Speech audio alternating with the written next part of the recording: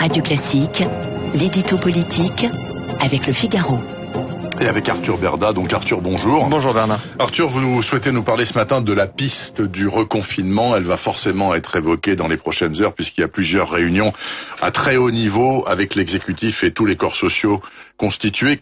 Alors cette hypothèse revient évidemment sur le devant de la scène. Oui, Charles Bonner en parlait à l'instant dans le journal de 8 heures. La deuxième vague est bel et bien là. Elle déferle sur le pays et surtout, elle est à la fois incontrôlable et incompréhensible. C'est un conseiller d'Olivier Véran qui le dit. Alors, face à ce regain épidémique, l'exécutif a tardé, l'exécutif a hésité, mais l'exécutif a fini par trancher. C'était ce week-end. Emmanuel Macron a multiplié les coups de fil, il a consulté très largement et il a confié à quelques proches qu'il n'avait plus le choix et qu'il fallait, je cite, préserver les vies humaines. En clair, qu'il n'était plus question d'apprendre à vivre avec le virus, comme cela a été le cas jusqu'à présent, mais qu'il fallait désormais prendre des mesures restrictives supplémentaires, et ce, sans délai. Et ces mesures, est-ce qu'on a une vague idée de ce que ça pourrait être ? Oui, pour l'instant, il y a 3 scénarios qui sont sur la table. Ils vont être discutés ce matin en Conseil de défense sanitaire à l'Élysée.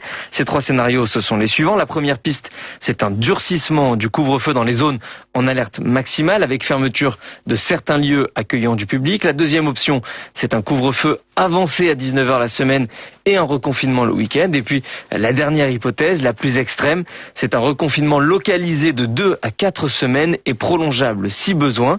Ces 3 mesures, elles sont extrêmement dures et avant que l'exécutif ne fasse un choix, elles seront soumises cet après-midi à l'ensemble de l'opposition et à tous les partenaires sociaux lors d'un entretien à Matignon avec le Premier ministre. Et puis la dernière étape, enfin, ce sera un nouveau Conseil de défense demain matin à l'Élysée. Là, les décisions seront définitivement arbitrées et elles seront ensuite officialisées lors d'une conférence de presse, soit demain, soit jeudi. Mais Arthur, ce que vous nous décrivez, c'est tout ce que M. Macron cherchait à éviter, me semble-t-il, non ? Oui, le président de la République a tout fait pour ne pas en arriver là. Alors, il avait certes commencé par le « quoi qu'il en coûte » au printemps dernier, et puis très vite, on s'est éloigné de cet état d'esprit. Emmanuel Macron a considéré que l'impératif économique ne pouvait pas être totalement mis de côté, qu'il fallait donc trouver une position d'équilibre. C'est tout le sens du fameux monde d'après qu'il a tant évoqué pour préparer le déconfinement.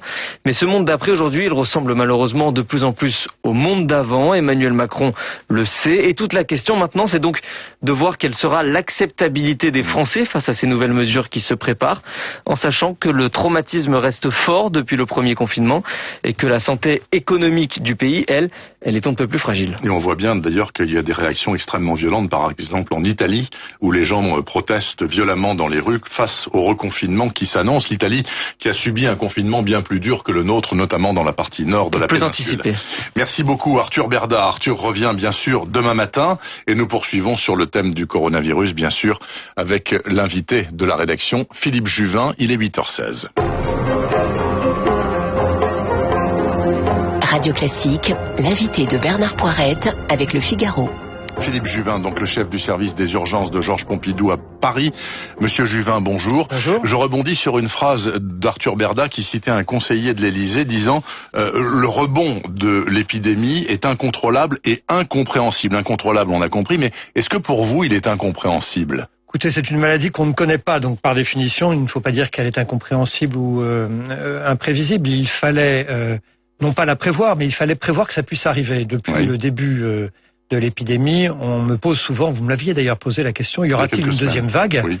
Et je vous avais répondu, mais peu importe, n'essayons pas d'être devins, l'important c'est de s'y préparer. Voilà. De s'y préparer. Alors, on va voir si... On voit que ce n'est pas tout à fait le cas. C'est pas tout à fait le cas, justement. Alors, pour que les auditeurs aient bien les choses en tête, je rappelle, 27 000 positifs hier, testés en France, mais 100 000 par jour peut-être, selon le président du conseil scientifique, monsieur Delfraissy. La deuxième vague dans votre hôpital, Pompidou, en pratique, elle est visible, elle est notable, elle est perceptible ? Bien entendu, à l'assistance publique des hôpitaux de Paris, comme dans toute la région Île-de-France, mais c'est pire dans certaines régions, je pense à Saint-Étienne où c'est vraiment très difficile.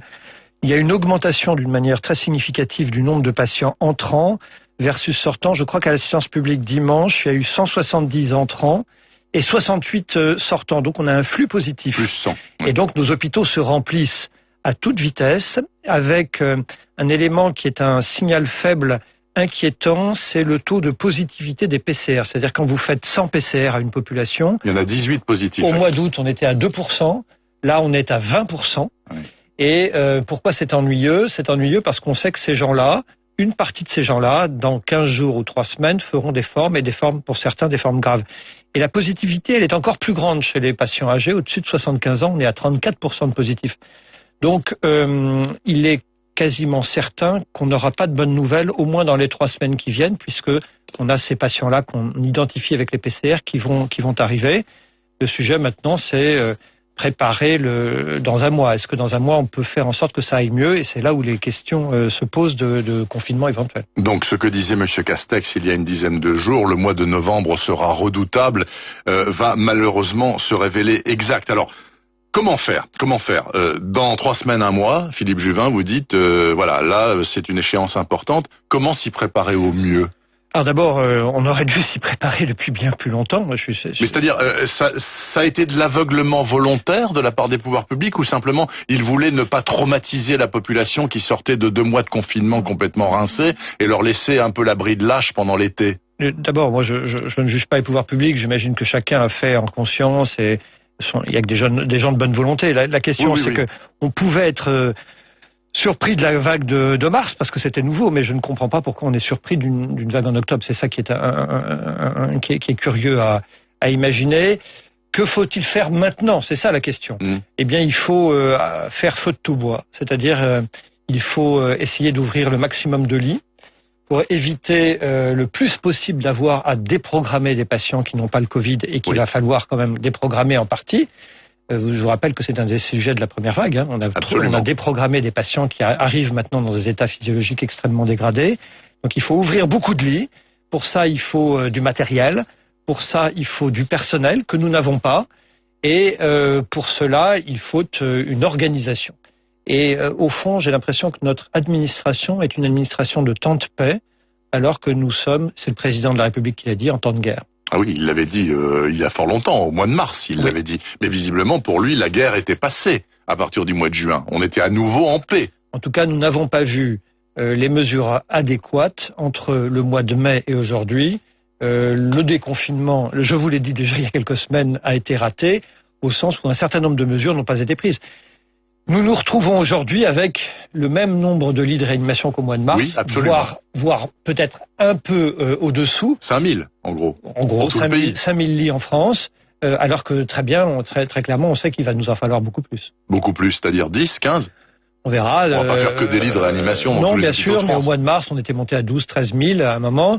Il nous en faut beaucoup pour soigner les patients du Covid qui vont arriver, mais vous comprenez bien aussi, soigner les autres. Je me répète, mais un travail fait par les Anglais, publié il y a quelques semaines, a montré qu'au mois de mars, en Grande-Bretagne, peut-être en France, c'est la même chose, mais le travail n'a pas été fait, la moitié des nouveaux cancers, la moitié des nouvelles maladies cardiovasculaires qui auraient dû être diagnostiquées durant cette période de mars, avril, mai. Ne l'ont pas été. La moitié des diabètes, la moitié des dépressions ne l'ont pas été. La conséquence, c'est que nous avons dans la nature des gens qui vivent avec leurs maladies cancéreuses, cardiovasculaires, diabète, non diagnostiquées, probablement qui s'est dégradée. Et dont l'espérance de vie, forcément, est mécaniquement raccourcie. Forcément, oui. Forcément. Philippe Juvin, très pratiquement, on verra ce qui sort là des 36 prochaines heures, des décisions politiques importantes et de santé publique vont être prises.